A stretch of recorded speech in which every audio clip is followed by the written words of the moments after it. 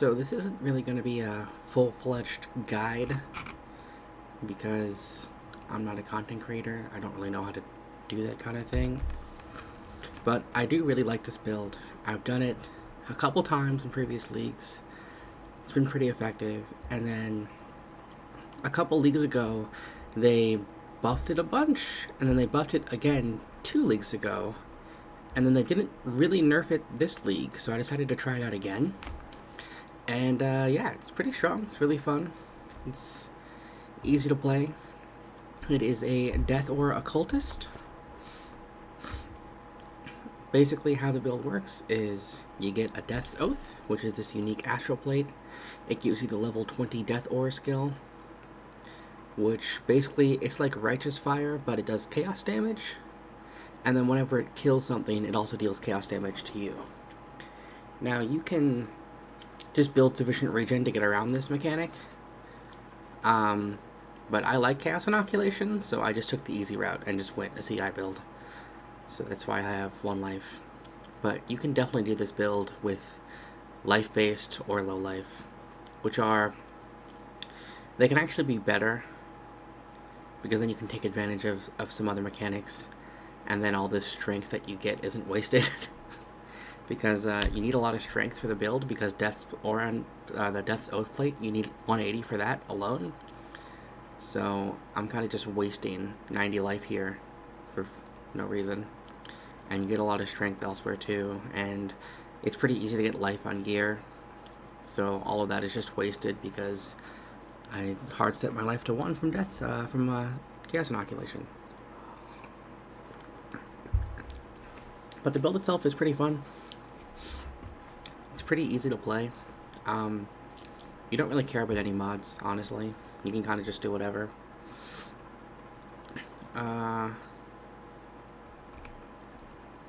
Let's just do plateau because it's easy.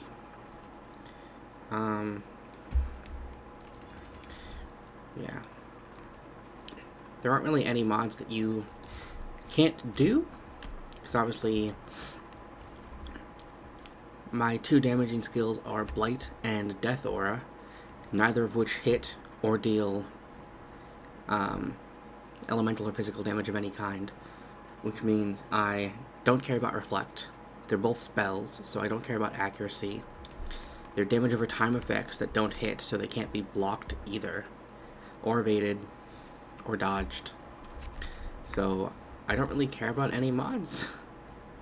None of them really affect me.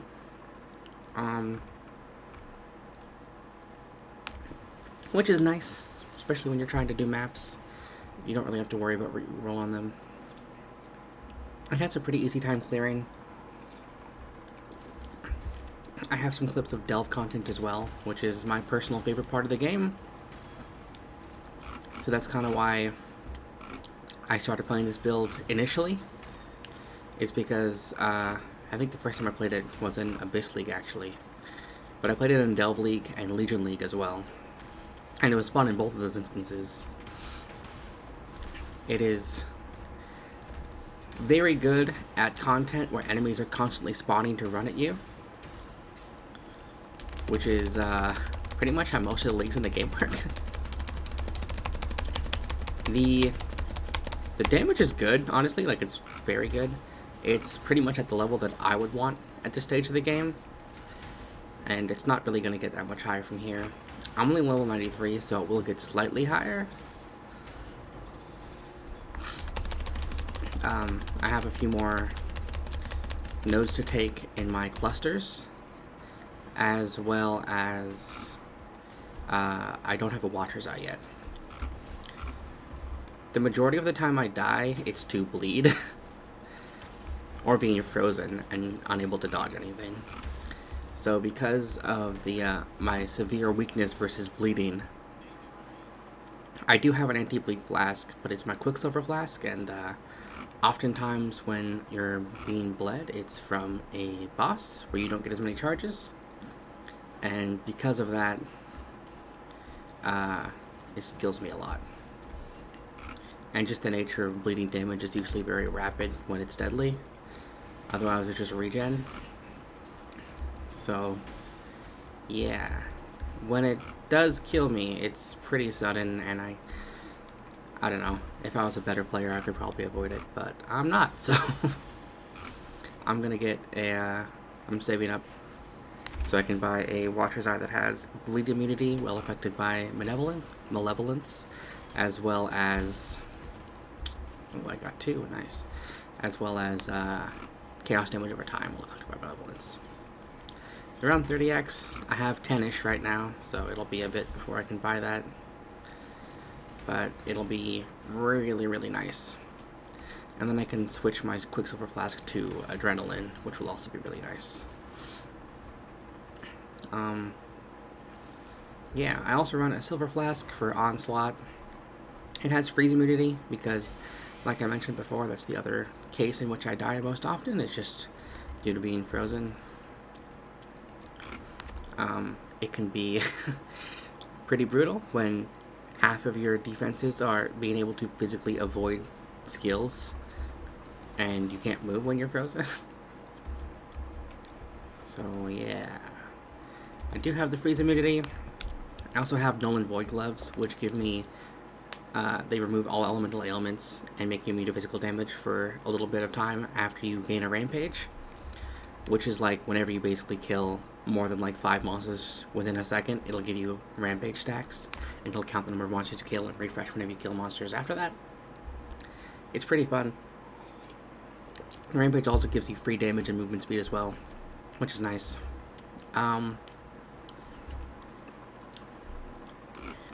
Like I said, this isn't really a guide, so I'm just gonna jump around to things as they pop into my head. And expedition-wise, there are only 2 mods that we care about.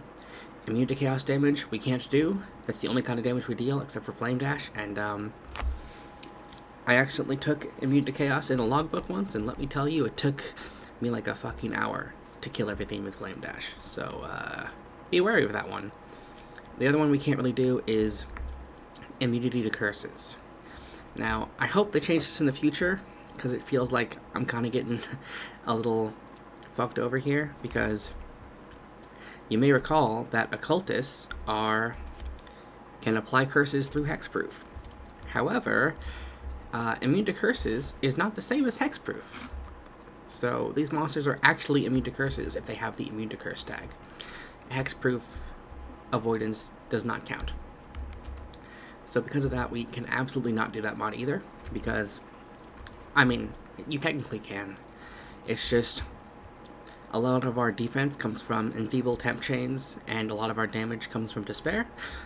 So if the monsters are immune to curses, you lose a lot of damage from that. It is for the same reason that this build is not great into bosses. The DPS is honestly pretty good against most bosses, but it'll take you like a solid 2-3 minutes to kill like the Chimera or some of the tankier bosses or phased boss fights. So not recommended for bossing. Most map bosses you'll be fine with as long as you understand how the fight works. I should probably place these.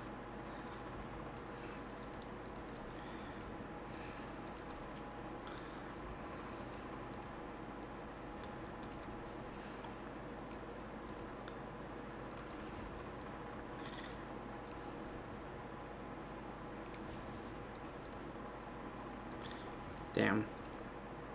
Just can't. There we go. Okay, and then I like to do just a final check to make sure I didn't accidentally get curse immunity.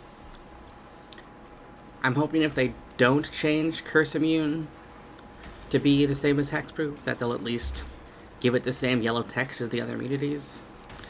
Because for builds like this one, it is effectively the same. You deal no damage. You can technically still kill them, but they can also kill you pretty easily. Whereas you can see right now, like, yeah, I still take damage from the mobs when they do hit me, but most of them don't even get close.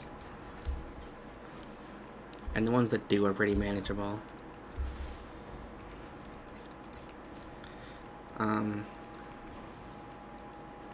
Yeah, but it's a pretty fun build. Nice and relaxing. If you have issues with RSI, which I know a lot of POE players do, this might be a build you want to look into, because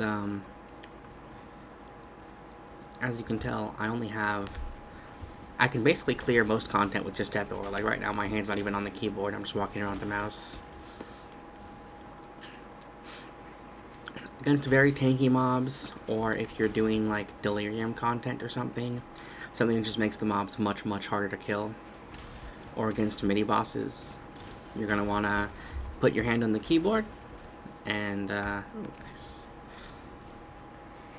And occasionally cast things like blight, which will be really good at breaking up large packs of rares.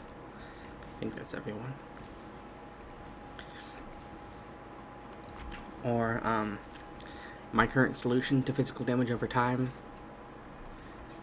or just if I take a big hit and want to recover quickly, is Val Discipline, just because it gives you recovery instantly, which is nice, and the recharge will heal you up quite fast. Yeah, and then for delving and boss fights, I also have the Defiance banner. Gives you some extra tankiness, so you just have it on while you're running through the map or running through the delve, and then when you get to the end where you want to fight in the boss area or in a delve, once you just reach the node, you just plop it down and you get some extra tankiness, and it's pretty nice. I also have the Chaos Golem for the extra phys damage reduction. This build doesn't have a ton of armor, but it has a decent amount. I don't invest in block at all. If you wanted a more tanky approach, because as you can see the damage is pretty fantastic, you probably don't really need this much damage for most content. And if you take more than a half second to kill the monsters, it's like not really that big of a deal. So you could just drop one of the cluster setups, because I have two. You could just drop one of these and take some of the block nodes over here. You could also take the Anointed Flesh cluster and have your ailment duration reduced to 0 by just getting that, and then synthesized boots that have that as an implicit. Or you could get the avoidance cluster and then do the same thing with the avoidance instead. Either one is a good solution to the freeze problem. Most ignites in the game aren't really a big deal, and they can generally just be ignored by regular regen or by the Val Discipline. But there are some ignites in the game from certain bosses, like the Chimera, which hit pretty hard. So in that case, being just immune to ignite is pretty handy. But definitely not necessary. Especially if you're like me and you don't really mind dying, you just don't want to, you don't want to die, but if you die, it's it's okay. It's softcore. It's not a huge deal. You lose a bit of XP. It's a little annoying, but you move on. You get 6 portals.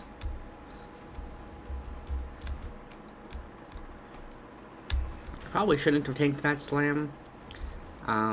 I was pretty sure it wouldn't kill me, but if they crit, I'm pretty sure it would have, so.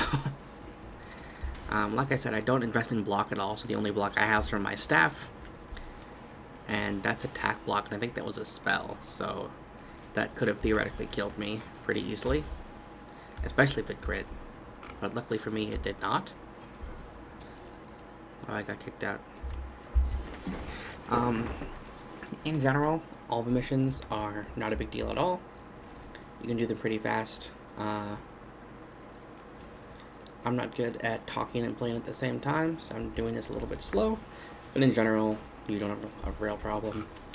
On maps where the health of the minions is buffed a lot, you might have trouble killing the architects quickly enough to do the full encounter.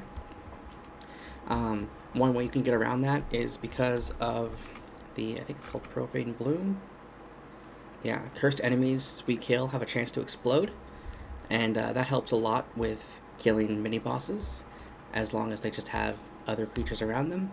That's also the way we kill metamorphs, is we kind of just play it safe until they spawn ads, and then you let the ads collapse onto your position, and then they all explode and deal a ton of damage to the metamorph. Like I said, this build isn't great as bosses. I would not recommend doing bosses with this build if you have another character, which I do, but I figured I would showcase it for the guy, just how slow it is. You know, like, it's definitely doable. That was a Harbinger, not the boss. These are the bosses. Unlike most builds, which have a harder time against, like, things like twinned bosses or multi-boss. Ow. That hurt a lot. Generally, when there's more than one boss in a room, it means they have less total health. And because of the Profane Bloom, it means that having multiple bosses, or at least bosses that spawn ads at the very least, is actually better for us. The more creatures that are in the room, the more damage we deal. I cannot wait for them to further implement shard combinations on drops. Is that everyone? Yeah, it is. Okay. That's just a normal T16 rare map. Yeah, the build's pretty fun. It's solid. It has solid defenses. I have 7k ES right now. I don't have a ton of block. I have like 20 attack, 0 spell, and then I have a Roomies that activates when I take a Savage hit, which gives me a bit more. I also have an Armor Flask, which also activates when I take a Savage hit, which gives me a pretty decent armor buff. I go to 8k with this flask active from like 5-ish. Yeah. So it's not a ton of armor, but it's something. It helps a little bit.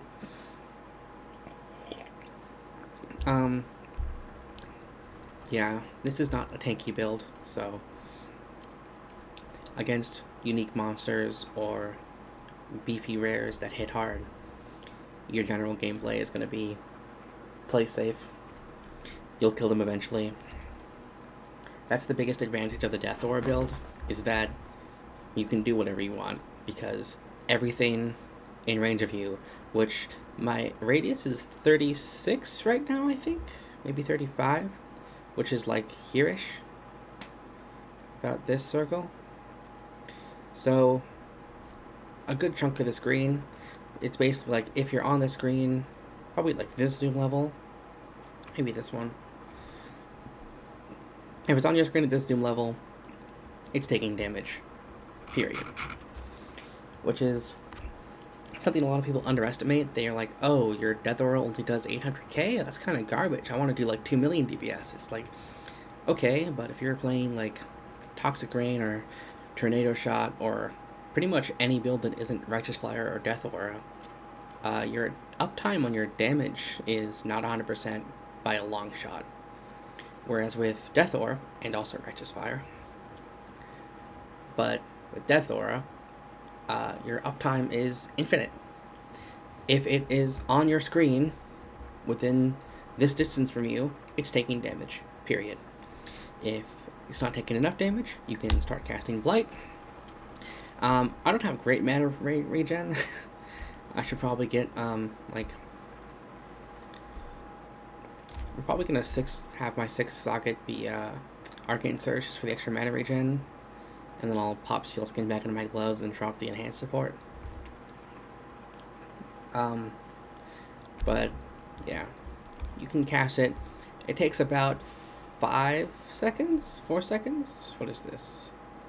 0.23 cast time. Yeah, so it takes about 4 seconds with the Onslaught buff up to fully stack Blight to 20 stacks.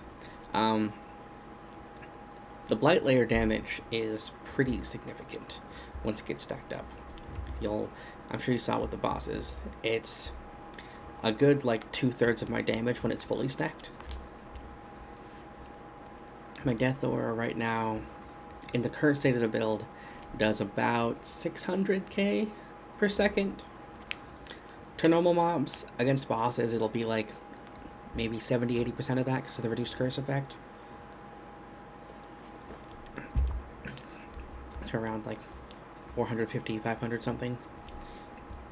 Once I get the rest of my passives done, i.e. hit level 100, which I'm planning to do, it's, I do die on occasion, so even still, I died a lot while leveling, like an absurd amount while leveling, actually. And then I died a lot struggling with the early Maven fights, because this build just wasn't there yet.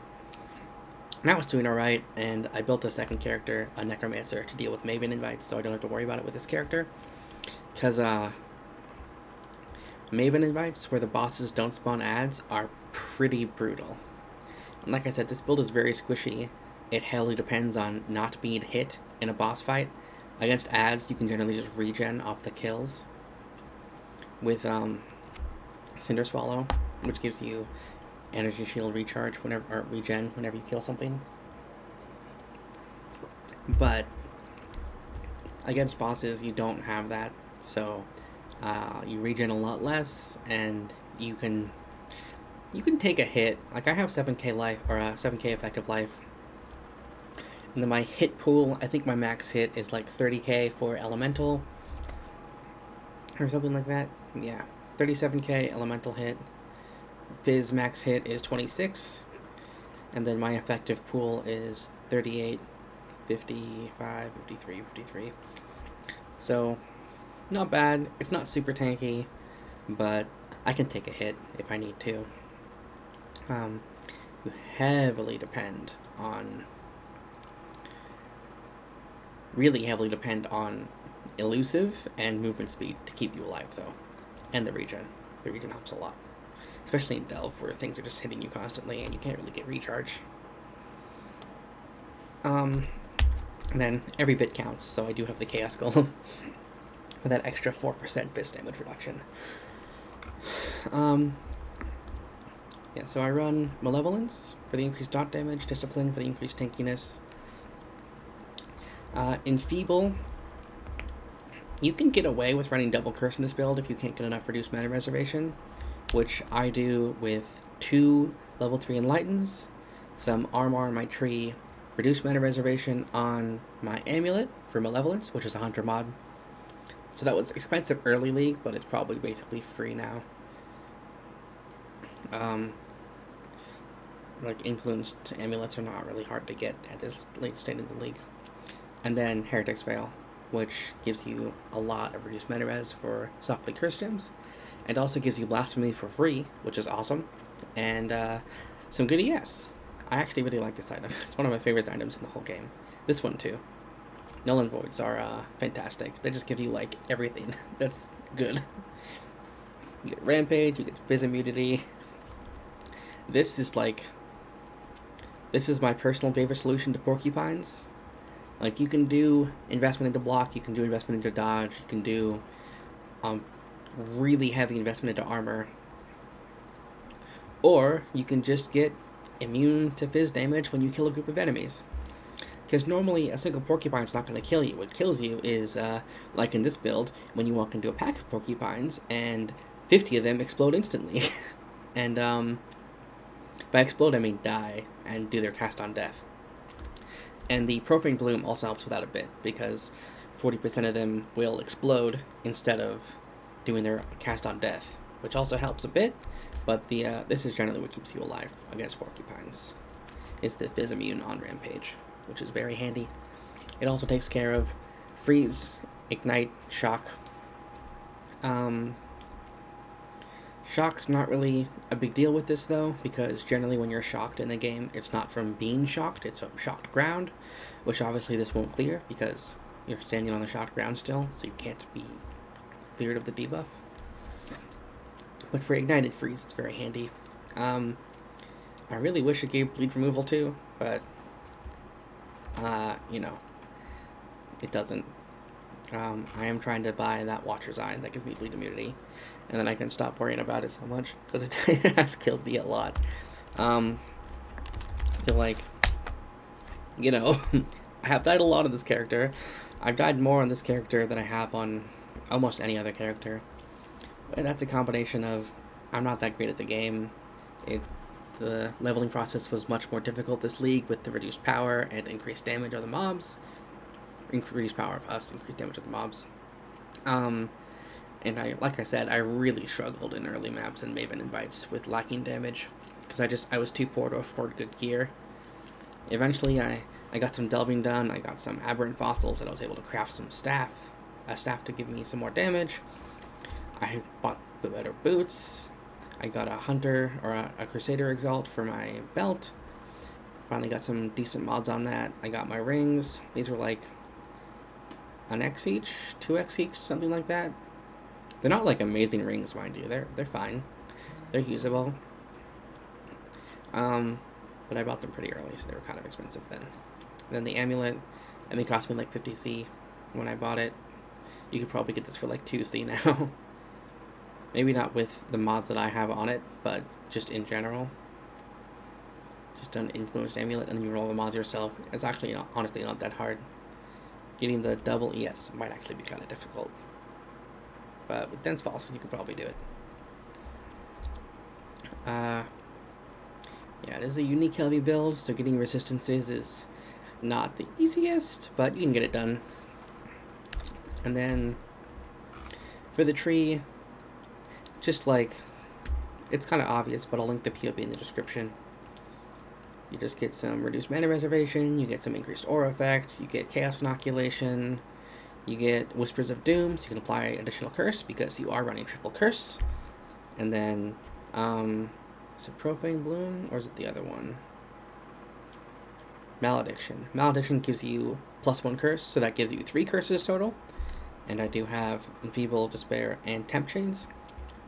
Temp Chains from Enfeeble are wonderful because they make it so that everything is slow around you, and it deals way less damage to you, and it has a smaller chance to hit you. And then Despair just gives you a massive damage boost, like an insane amount of damage boost. These are all pretty obvious. This gives extra curse, and then Malediction is like a pseudo curse. Just makes them deal less damage to you. You deal more damage. Gives you curses better effect. This makes you curse hexproof enemies, and hexproof or cursed enemies explode. Well, they can't explode, which is always fun. Yeah, Void Beacon. This is actually really nice for Maven invites if you can get past the initial wall of being one-shot because you don't have enough ES and dealing enough damage to kill Maven buffed bosses, which is a barrier. Don't get me wrong, it's not the easiest with this build because it is kind of hard to scale, but you can do it. You'll get there eventually. But the reduced life regeneration by 100% means that whenever she does the vitality boon to the bosses in a Maven fight, it just does nothing. They don't regenerate any hit points, which is really nice. I don't know if this affects other bosses that heal while invulnerable. I think they have to be targetable while they're healing, but I don't know that for sure. And then Withering Presence, if you're doing the not Chaos Inoculation version of the build, this node is even better because it gives you plus 60 Chaos Res, so it just completely negates the Katava reduction, which is really handy. It also gives you just more Chaos damage, and every second you're in combat, enemies are withered. So Wither is nice. It gives you 15% increased, or sorry, I think it's 6. Is it 6 or 15? 6%. I don't know why I thought it was 15. It gives you 6% increased chaos damage for a stack, and it stacks up to 15 times. And then we also have Withering Step, which applies Withered to enemies and gives you Elusive. Elusive makes us much harder to hit. It gives us some dodge, but it decays over time. It also counts as a movement skill for some reason, so it will put your Flame Dash on cooldown. But Flame Dash has 3 charges, so after you Wither Step, you can always Flame Dash, but after you Flame Dash, you cannot Withering Step until the charge refreshes. So just keep that in mind. Generally, you only use Withering Step when you're fighting a very tanky rare or a unique mob. Just because it helps you with the damage and gives you some bonus evasion. Generally, you're just going to Flame Dash around. And then I have an Anomalous Withering Step, which makes it give even more Withered debuffs than normal. Then I have it linked to an Enhance. At level 3, this will give Actually don't remember how much it is. I think it's 8% per level after 1. So 16% quality to my anomalous withering step, and for every 10% quality, it gives +1 withered debuffs. So with this at level 20 and this level 3, this will give you 9. With this at 21, this will and this at level 4, it'll give 11. So I am trying to get this to level 4 enhance. I failed my first attempt on the enhance, and I failed both my attempts to level 4 my enlightens. So who knows? Maybe I'll get lucky. If not, enhances actually aren't that expensive, so it won't be that expensive to try again. But if you don't mind leveling it yourself. Let's put this stuff away. Yeah. The build can pretty much do all content. I have some... Oh, no, I have that flask already. Okay. It has no problem with Syndicate. No problem with Metamorph. You just have to play it safe until it spawns ads. Blight, it's a cakewalk. You just put the slow towers just because they synergize with my temp chains really well to make them basically have no action speed. They're effectively stunned once they hit the field. It's hilarious.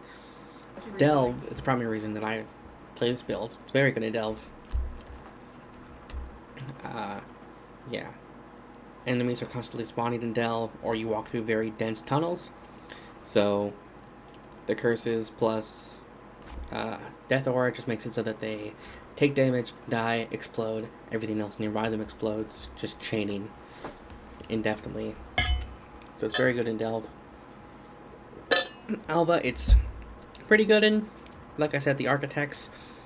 Once they start getting a bit of health, it can be a bit slow to kill the Architects. But generally, you'll have enough time to kill the Architect. If you can bait the mobs nearby the Architect to get near the Architect, enough for the explode to hit them, you'll be able to basically one-shot the Architect. Because if a single pack explodes with 10 mobs, and 40% of the time they deal explosion damage, then that's 4 of them that deal 25% of their health as damage, which is a lot of damage. A lot more than you'd expect. Usually you'll just one-shot them outright if you can kill one pack next to the Architects. But even if you can't get a pack nearby, the Withering Step plus Blight and Val Blight usually can take them down in 5 seconds or less. So it's usually not a huge deal. On occasion you will take too long and miss the encounter, but it happens. Yeah, and then I have Steel Skin for extra effective life, Flame Dash for movement. It's pretty simple, it's not a complicated build. Have the Onslaught Flask for extra movement speed and cast speed, which helps with blight damage as well as mobility. I currently have anti-freeze on it. I would like to just make my character immune to freeze at some point. I'm exploring options there, either through boots that give me immune to freeze. I think there's an Ashling craft or something that gives you immune to frozen. Yeah. There's an Ashling craft that gives you like 30% movement speed plus immune to freeze, which would be pretty handy. If I get lucky, I'll get that. Right now I'm trying to roll these boots to be just like my current boots, except with this synthesized movement speed implicit. And then if I get lucky and get that done, then I'll try to Ashling Slam movement speed on there somehow. We'll see. I'm not very adept at crafting. I've been trying it this league a lot, and it's worked out. I crafted this. Actually, I think I bought this one. I think I crafted this one. Yeah. Crafted some other stuff. I crafted my staff, but I sold the staff for 10x once I bought the Kinikula Mac. So the cane. In general, for most builds in the game, a rare weapon will always be better than a unique weapon in the late game. With Cane of Coolmack's power, though, because of the way that dot multipliers work, it just isn't worse for this build. I'm sure this happens with other builds too, but in this case, a literal perfectly rolled rare staff is only like 1.5% more damage than a Cane of Coolmack with maxed out rolls.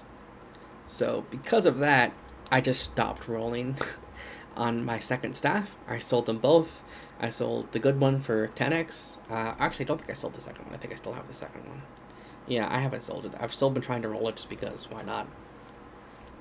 If I ever do get it, then I'll get that 1% damage boost, I guess. But it's like a 1 in 50,000 chance to Chaos Orbit. I've been trying with Aberrant Fossils, which gives it a little bit of a better chance, but not a lot better. Yeah, so right now you'll notice that my Cane of Coolmack is actually very badly rolled. I need to get more Divine Orbs to try to get the stats better on it, but it's fine. I think if I maxed out the rolls, my damage from Death Aura would go from 600-ish K to 900-ish K, which is a big bump. Don't get me wrong. It's just, that's a lot of divines, and I'm trying to save up for this Watcher's Eye, so I don't really want to spend a lot of divines right now. But it's a pretty fun build. It's pretty solid. It has no issues with any content. Harbingers, it's amazing at, because basically as they spawn, the monsters, I don't want to say stunned because they're not really stunned, but like as they're spawning, they can take damage before they can deal damage to you. So against Harbingers, everything just kind of dies as it's spawning, which I think I have a clip from Delve where I was doing a Harbinger node, and you can kind of see that happening there. It's pretty fun. Bestiary, not great, because beasts are usually by themselves or just with 1 or 2 other beasts. The red beasts will occasionally spawn mobs, but most of them don't spawn mobs all the time. Only some of them spawn mobs at all, from what I've seen previously. At least maybe just killed them too fast in other leagues. Yeah, it's not great at Bestiary, but it's really good at Jun. It's really good at Delve. Really good at Alva. Zona missions are just more maps, so of course it's good at that. Breach, it's amazing at. I've been doing a lot of Breach here. I've been trying to use Terror Watchstones and Breach in Lyra Arthane to level up a bit. It gives pretty good XP. But as you can see, I'm still only level 93, because I do still die on occasion, because I am not great at the game. When I hit 100, I'm going to take these 2 nodes that are left here. So this will be 94, 95. 96, 97 will be my Watcher's Eye. 98, 99, 100 will be this cluster that gives increased effective elusive and chance to gain elusive on kill. I do already get elusive from Withering Step, but like I said before, generally I don't cast Withering Step while I'm mapping or delving. I only really do it when I'm fighting a boss or a mini boss. So having that will be nice to get that extra Wither, because elusive does give you quite a bit of tankiness. Yeah. And it would be nice if I could get Onslaught on kill, but I think that's just too many things to put on my boots. Getting double energy shield plus movement speed and immune to freeze is already making it full, and I do need all the reses on there. So it's just not possible to get Onslaught on kill on there as well. Plus I definitely couldn't afford the boots, so I'd have to craft them myself, and I can't afford the crafting right now because I'm saving up for my Watcher's Eye. So, whatever. I won't get Onslaught on kill, I'll just get Onslaught from this flask for now. The clusters they're not cheap, not very expensive though. These energy shields, energy from not clusters, are like, it kind of depends. If it has good secondary attributes, it's gonna be like 20 to like 50 C. But in general, they're not expensive. You can probably get them for like 5 or 10 C. You can also roll these pretty easily. Small clusters are really easy to roll. It's not really a big deal at all. Just to alt it. And then if you get energy from not, then you augment Regal, see if you get something cool. Like I needed a bit more fire res on mine, so I rolled fire res on a bunch of mine. And strength, because then I could take it off of my boots, and off of my rings, and off of my belt to help me out a bit. The medium clusters. I wasted a lot of money trying to roll my mediums. I ended up rolling one of them myself, and I bought the other 3 because I got tired of burning my currency to roll them. I would get one of the mods actually, no, I rolled 2 of them. Did I? Yeah, I rolled these 2. I rolled both the self-control nodes because they're easier to get. These ones, the first among equals, this can also be replenishing presence, I think it's called.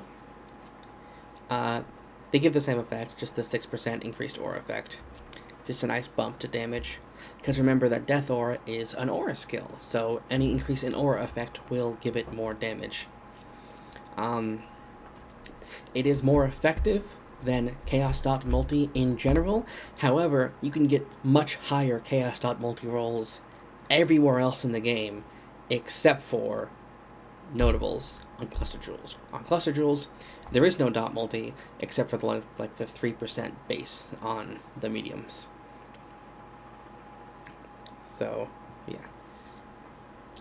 Master of Command is also nice, because once you have 2 of these, your Defiance banner is free to cast, which is really, really nice, because you have a lot of mana reservation already, with 2 auras and 3 curses. So, yeah. But Double Master of Command solves that problem. I do run it on all 4, because it still gives the 15% increased effective auras, which is really, really good. This is a massive damage boost for us.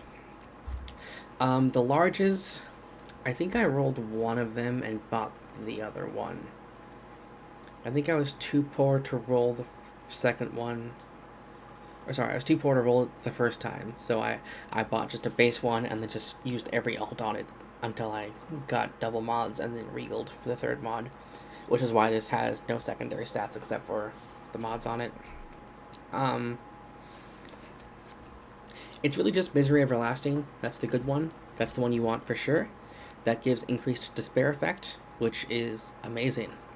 Really, really, really good. It's almost twice the damage boost as all the other mods. Other than Misery Everlasting, just any 2 mods that give increased chaos damage, or there's also, I don't remember what it's called. I think it's Unspeakable Gifts or Unbearable Whispers or something like that. It gives you an additional 10% chance to cause enemies to explode when they die, which, you know, it's fun. Plus, if you want to run Wear Gloves to get better stats out of them, then you can get that extra defense against porcupines and the like from the extra explode chance. Plus, the extra map clear is not going to hurt anyone. But yeah, the larges, I think, were like 50 C each. I think something like that. I bought this one for 50 C anyway. Yeah. Prices for clusters are kind of all over the place. They kind of vary pretty drastically with the market as builds get popular and wane. And honestly, I think the mediums are only really expensive because you're competing with aura bots for these medium clusters, because they're the same ones the aura bots want to use. I don't think they're using the exact same notables as us, but I don't imagine these would be bad on them as a cheap quote-unquote alternative for them, even though for us it's perfect. I do run double discipline mana reduction, just to help me get over that edge, because I didn't get level 4 on either of my enlightens. If these were both level 4s, I could change both of these disciplines to something else and run an additional 6% aura effect from each of those, get a bit of a damage bump. But right now, I have Discipline and Banner, Defiance Banner for free, so that's kind of cool. There is a small cluster that gives you damage. However, as you saw in the video, and in my opinion, you don't really need any more damage than the build has right now. So I went with Energy from Not on all 4 of them. Not that expensive, but they do give you a crap ton of energy shield. They give 100 base, plus the second one gives increased, and you can also roll flat on that. I think you can roll up to 20 flat, which is pretty damn good. And then just whatever other secondaries you want. So each of these clusters, these small clusters, are giving me on the order of like 600 energy shield right now, maybe 500, I don't remember exactly. But it's a very strong amount. Definitely worth it. You can also run a Abyss Jewels if you don't have the points or the money to afford all the clusters. And like I said before, if you don't mind the loss of the damage and about 1,000 energy shield, you could drop the whole cluster setup, because you do have 2 of them. You drop one of them, and then you can take either like these dot nodes here, here, and where's the other one? Here. Or you can take this cluster down here. It gives you avoidance for elemental ailments. This gives you 50 to all, and then you can craft the other 50 onto your gear.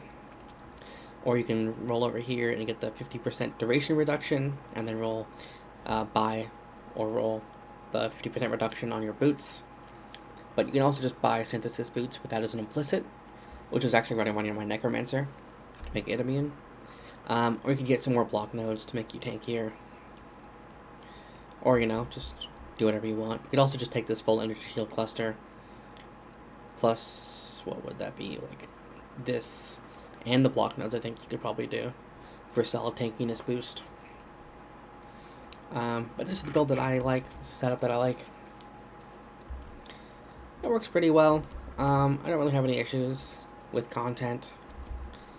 You can see I've done most of my Atlas. So it might have been obvious by my comments about how this build can't really do bosses that well, but I do not recommend this build for Maven invites at all. Like, not even the leveling ones, let alone the feared or the other endgamey ones. It can do the Breach Lords with Maven really easily, but I got absolutely clapped by the Formed? I don't remember what it was called. The Maven invite that gives the Hidden. So I did this once before. I got absolutely clapped. And then after I got back into the map, the whole thing was just covered in ice pillars from frickin' Unatol, and I just couldn't move, so then I just kept dying because I couldn't dodge anything. So, I don't know, a better player might be able to do it with this build. I certainly can't. So I would not recommend doing any of these invites. As far as I know, this is the easy one. So if you can't do this one, I wouldn't even try the other ones. I would not recommend doing them with this build. I would not recommend attempting Sirius with this build. The Conquerors are doable. It's definitely easier to do the Conquerors with my Necromancer, or whichever boss build that you have. But you can do it. Like I said, you can do most regular bosses with this build. You just, as long as you know the mechanics and you know what to look out for, you can pretty much do it. It's tanky enough to withstand most of the slam abilities that I've seen. I don't know. I haven't tested it against the red Conqueror slams. Those might be enough to one-shot you. 30k effective hit is what it was said, right? For max hit against Ellie? Maybe not. That's probably not enough. I don't know how much their slams do. I did Elder and Shaper with a buddy with this build. I would not recommend doing it solo with this build. It would not be a good time. It'd be very slow. The real crux of the problem is that we rely very heavily on Despair for damage. So because bosses have such a massive reduced curse effect on them, your damage is effectively halved, and they're way tankier, so it's just really, really slow. It's not a good time.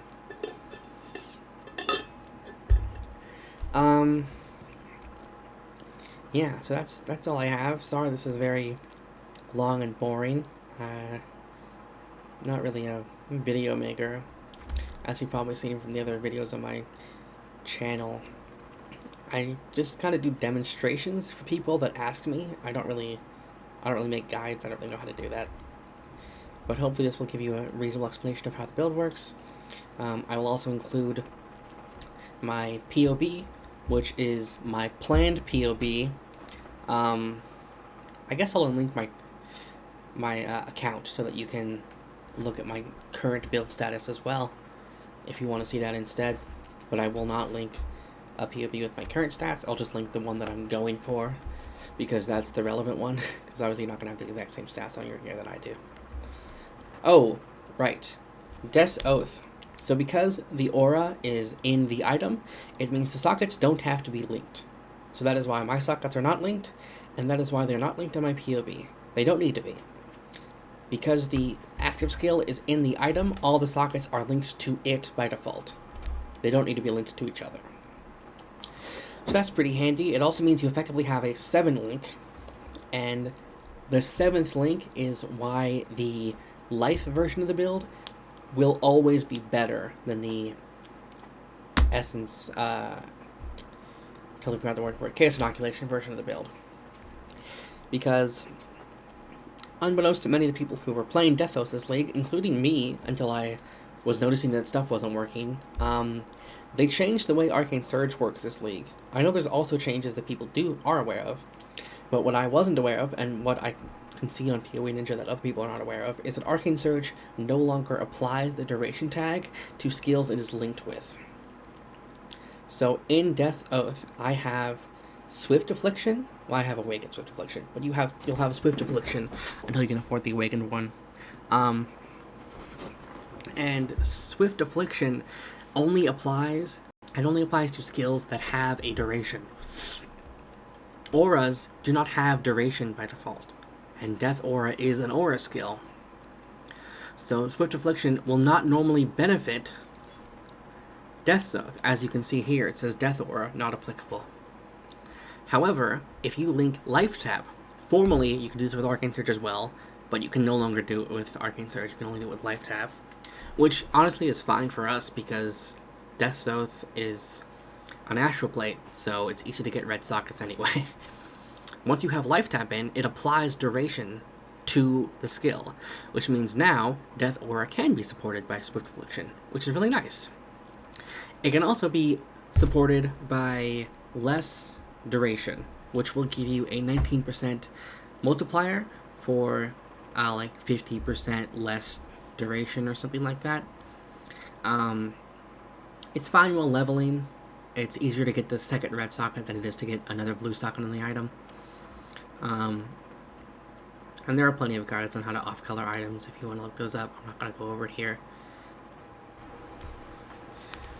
So, one advantage, a really big advantage, of doing the low life or life version of this build instead of the chaos inoculation version is that you can benefit a lot more from Life Tap. Because Life Tap is already linked to Death Aura, it means that if you can get the Life Tap buff, you will gain the more damage multiplier from Life Tap on Death Aura, which is significant. It's a significant boost to damage.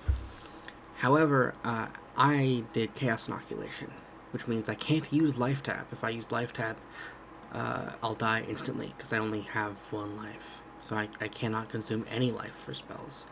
But if you're doing low life carefully, or if you did a life build, you could utilize life tap on your other 6 link. So you could link it with blight if you just copied this build but made it life instead, or essence rain, contagion, soul rend, whatever other skill you want to use, caustic arrow, whatever you want to use, it doesn't really matter.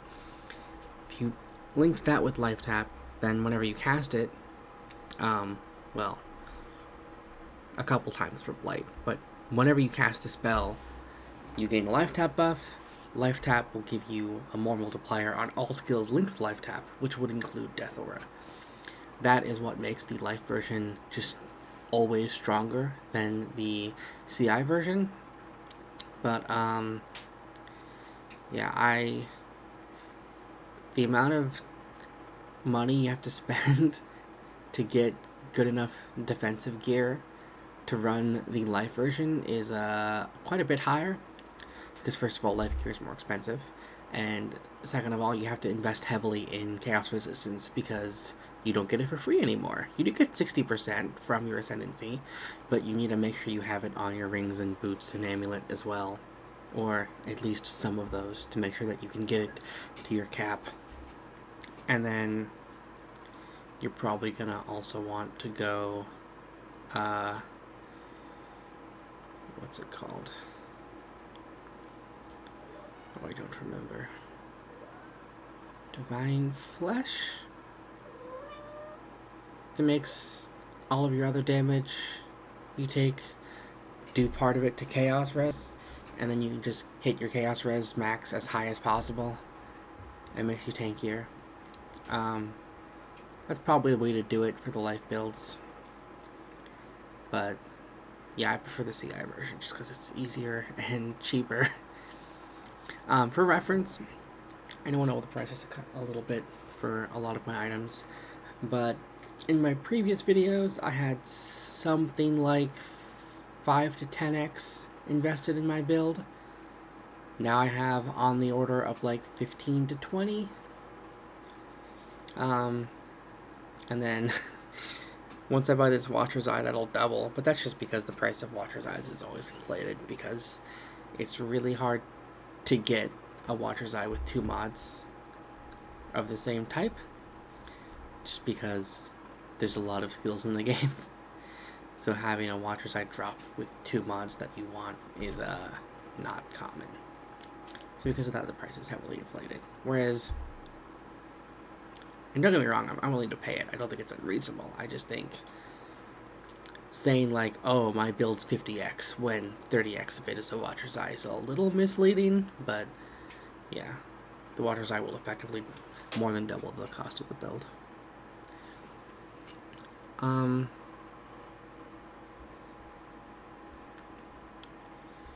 Yeah, I did burn a lot of currency. It's probably on the order of like 50 to 20x right now invested.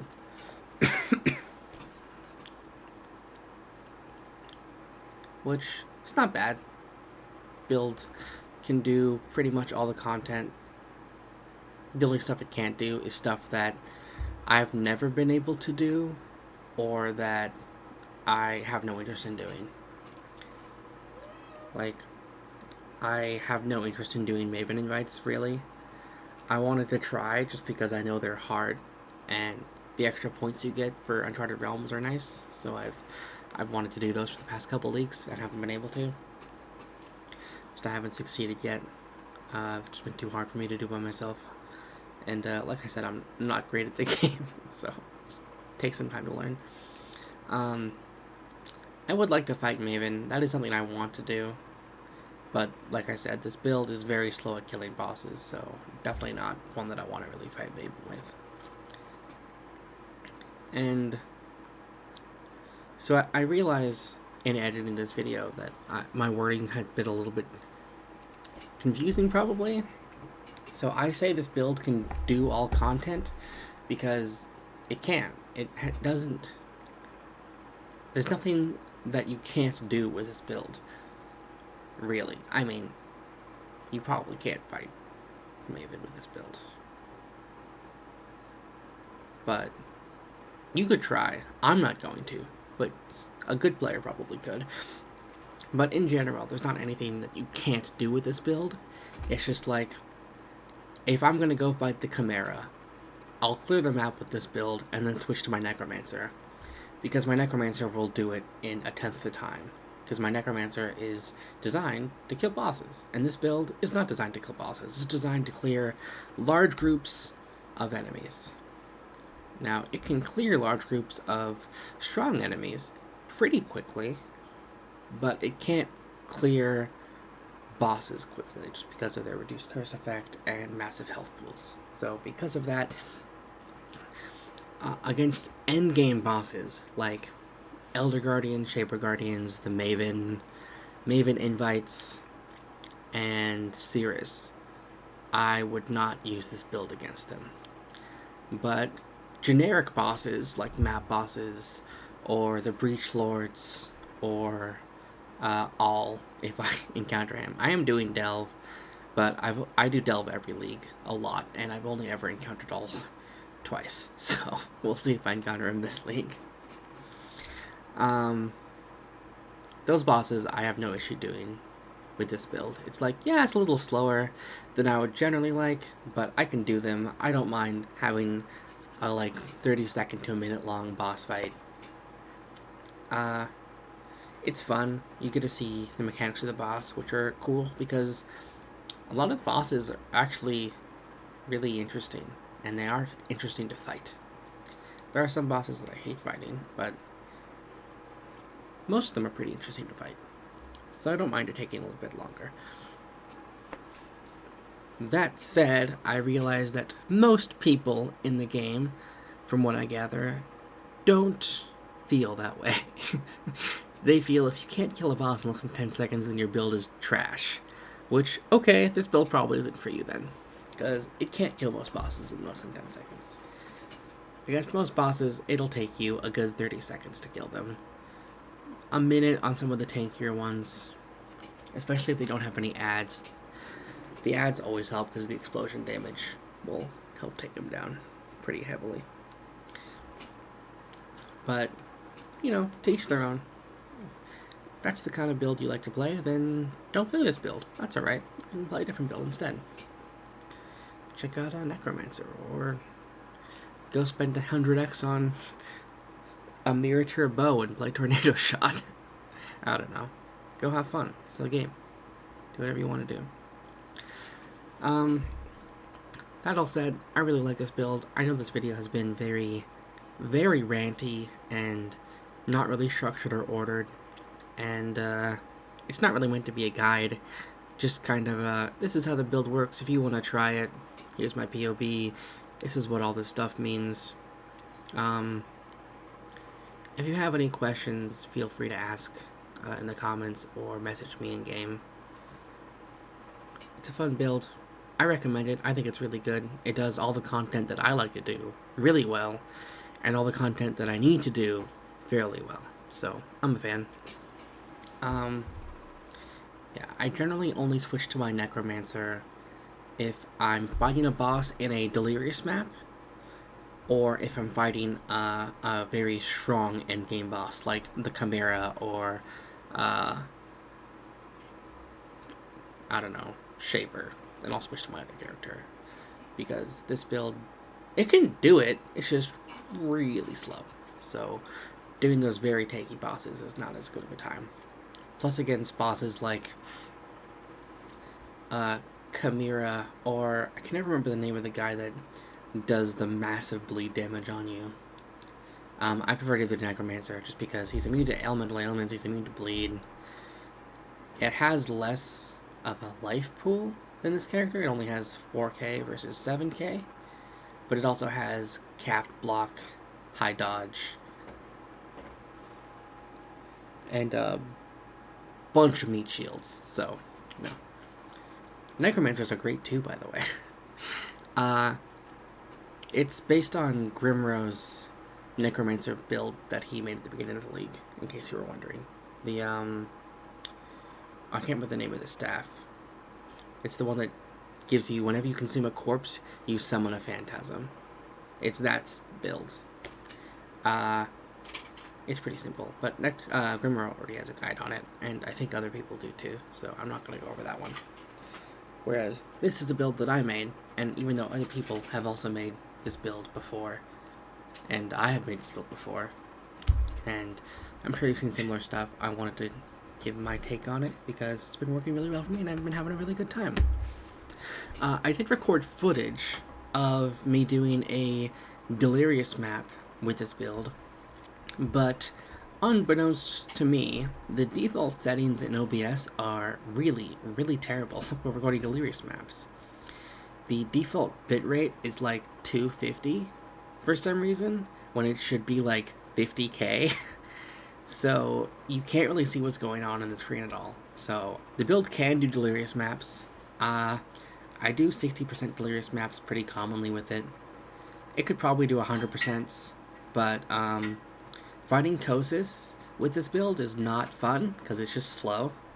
So you kind of have to kite around him for like a minute until he dies. So because of that, fighting Kosis and Omniphobia and 100% delirious maps is such a pain in the ass. I don't really want to do it with this build that much, just because it's annoying. You can do it though, and the rest of the map is a cakewalk. It's no big deal. With this build, everything still explodes.